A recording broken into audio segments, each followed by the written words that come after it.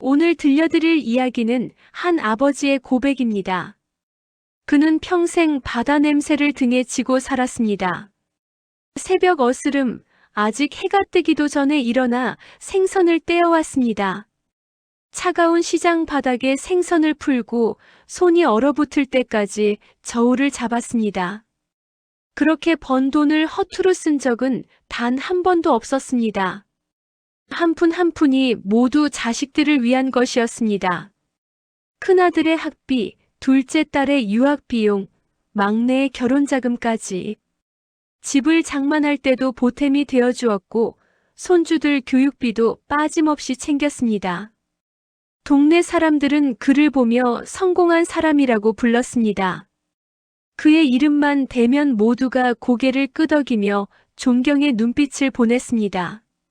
하지만 인생은 예측할 수 없는 법입니다. 잘못된 투자 하나, 보증 하나가 그의 인생을 송두리째 바꿔놓았습니다. 쌓아온 모든 재산이 빠져나갔고 어느 날 그는 자식들 앞에서 고백해야만 했습니다. 이제 돈이 없다고. 그 순간부터 그는 성공한 아버지에서 짐짝이 되었습니다. 평생 존경받던 가장이 단 하루 만에 불편한 존재로 전락하는 순간, 그 무게를 상상이나 할 수 있을까요? 오늘 이야기는 우리 사회가 외면하고 싶어하는, 하지만 반드시 직시해야 할 현실입니다. 부모는 언제까지 부모로 남을 수 있을까요? 돈이 있을 때만일까요? 아니면 그 이상일까요? 그가 처음 찾아간 곳은 큰아들의 집이었습니다. 평생 가장 많은 것을 해준 첫째 아들. 대학 등록금부터 대학원 학비, 결혼 자금, 신혼집 마련까지 모든 것을 지원해준 아들이었습니다. 그는 작은 가방 하나만 들고 아들의 아파트 앞에 섰습니다.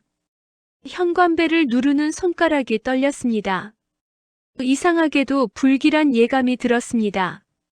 벨소리가 울리고 안에서 인기척이 들렸습니다. 인터폰 너머로 며느리의 목소리가 들렸습니다. 아버님, 갑자기 이러시면 저희도 곤란해요. 집에 여유가 없어요. 그 아버지는 한참을 현관 앞에 서 있었습니다. 안에서는 아무 소리도 들리지 않았습니다. 마치 그가 거기 없는 것처럼, 투명인간이 된 것처럼 말입니다. 한참 뒤 문이 살짝 열렸습니다. 큰아들이 나왔습니다. 하지만 눈도 제대로 마주치지 않았습니다. 말없이 지갑을 열어 아버지의 손에 현금 몇 장을 쥐어주었습니다. 오늘은 여관이라도 가세요. 나중에 연락드릴게요. 그 말이 무엇을 의미하는지 아버지는 너무나 잘 알고 있었습니다. 나중에라는 말은 연락하지 않겠다는 뜻이었습니다.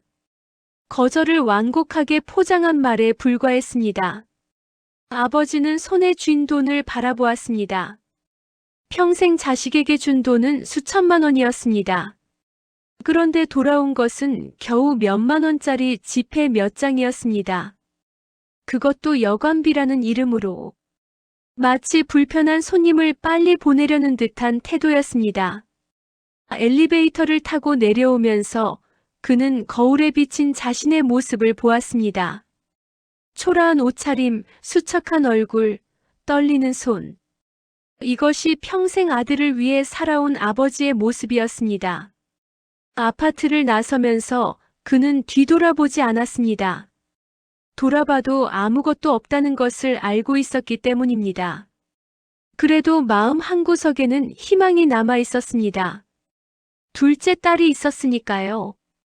딸은 아들과 다를 거라는 기대. 어릴 때 무릎에 앉혀 재우던 그 딸이 대학 졸업할 때 눈물 흘리며 감사하다고 했던 그 딸이 다를 거라고 믿었습니다. 하지만 현실은 잔인했습니다. 딸의 아파트 입구에서 그를 마주한 딸의 첫 반응은 당황이었습니다. 마치 예상치 못한 불청객을 만난 것처럼 눈이 흔들렸습니다. 아빠, 오늘 시댁 식구들 와. 나중에 얘기하자. 그리고는 아버지의 등을 떠밀었습니다. 실제로 손으로 밀어냈습니다. 사람들이 지나다니는 아파트 입구에서 친부를 밀쳐내는 딸. 그 순간 아버지는 깨달았습니다.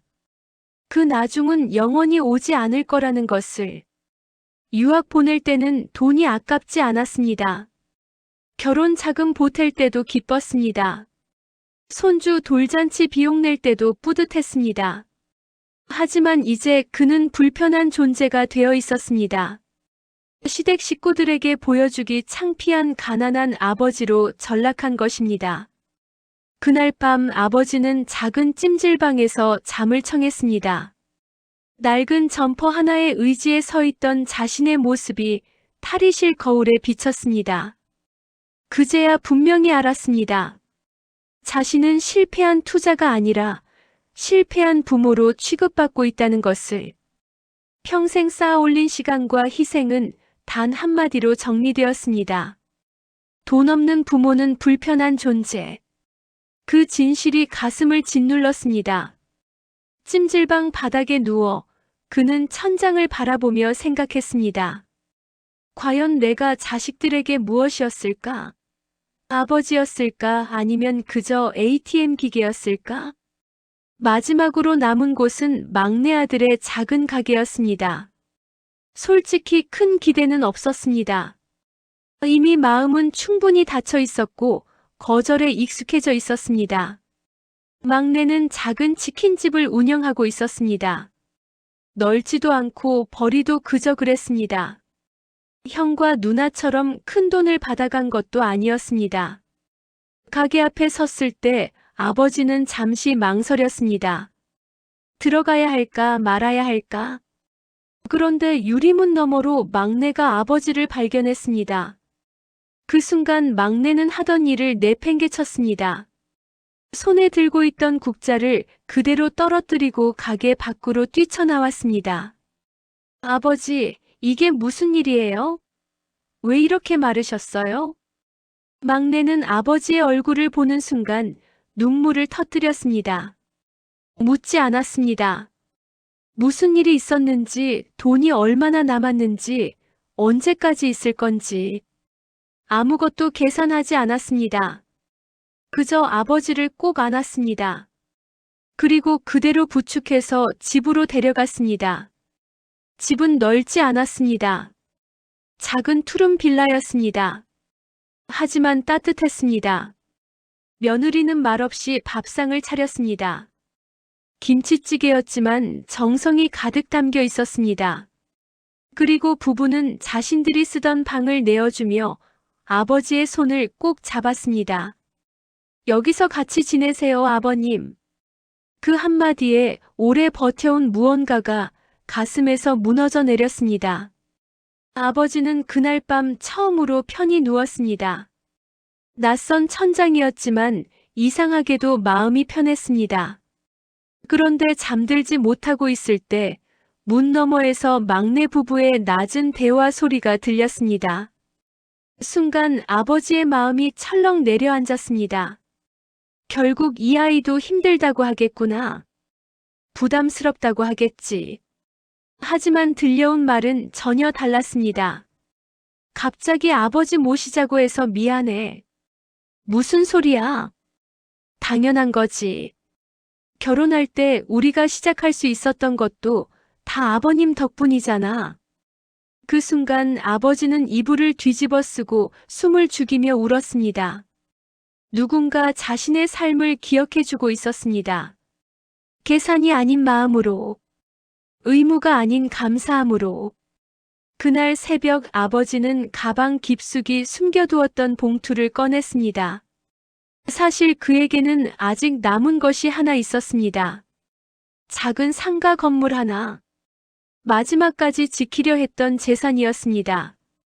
원래는 세 자식에게 나눠주려고 했던 것이었습니다.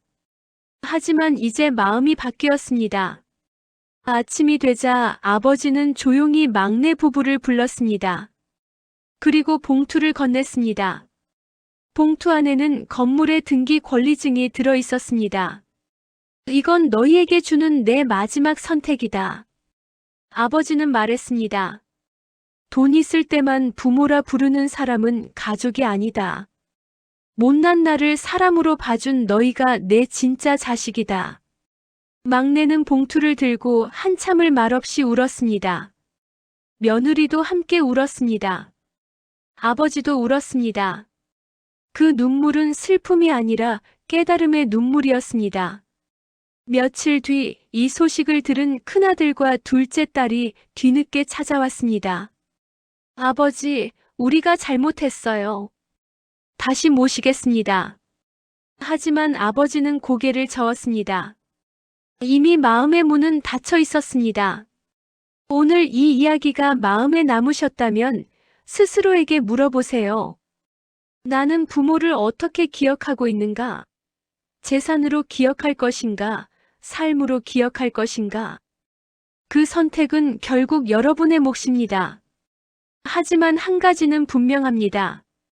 후회는 언제나 늦게 찾아온다는 것. 그리고 그때는 이미 돌이킬 수 없다는 것입니다. 오늘 영상이 도움이 되셨다면 좋아요와 구독 부탁드립니다. 여러분의 소중한 가족을 다시 한번 돌아보는 계기가 되길 바랍니다.